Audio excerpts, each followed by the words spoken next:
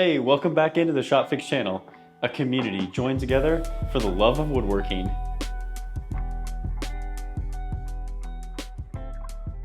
I think a miter saw station is only as good as the features that you add, and one that I knew I didn't want to skip out on was the miter saw fence.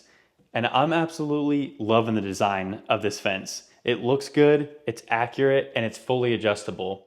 And one of the best features of this miter saw fence is the adjustability.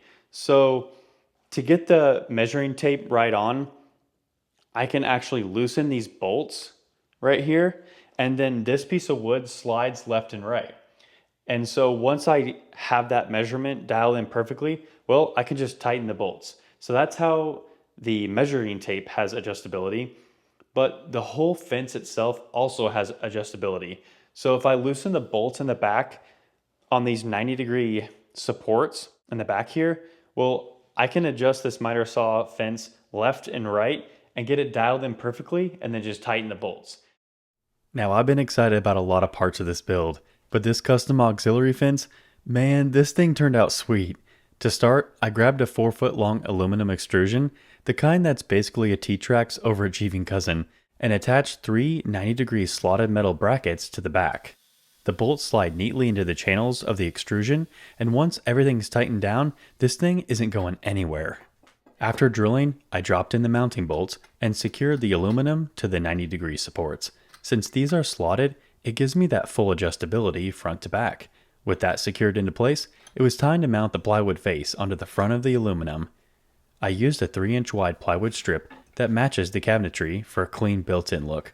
I pre-drilled holes to act as recesses for the nuts so they wouldn't sit proud and mess up the functionality of the fence. Then, just like before, I threaded small bolts into the extrusion slots and slid the plywood right onto the aluminum. Once it was in position, I tightened it all up with a handled socket wrench. The trick here is again making sure those nuts sit recessed into the plywood. These can be later loosened to shift the plywood face left or to the right. Then comes the crown jewel of this whole system, the alignment. I brought the 9-foot track saw guide back, pressed it up against the miter saw's fence, and slid the plywood face forward until it made perfect contact. Once the plywood was aligned, I simply tightened the bolts into the worktop.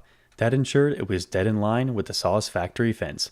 No guesswork, no hope and pray measurements, just precision. To enable quick, hassle-free adjustments, I installed prong T-nuts so that I can tighten the bolts without needing to access the underside. To finish this auxiliary fence, I added on a metal measuring tape along the top of the plywood. Here's the beauty. Because the plywood face can shift left and right, the measuring tape can be perfectly dialed in. No more measuring twice and cutting wrong anyway.